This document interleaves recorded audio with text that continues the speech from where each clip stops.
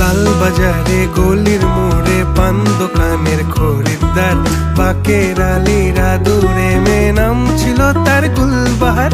লাল বাজারে গলির মোড়ে পান দোকানের খরিদ্দার, বাকের আলীরা দূরে মেয়ে নাম ছিল তার গুলবাহার। নাম ছিল তার গুলবাহার, দেখতে ভারী চমৎকার, তুলনা যে হয় না তার হোসনে আরা গুলবাহার। বাকের আলীরা দূরে মেয়ে নাম ছিল তার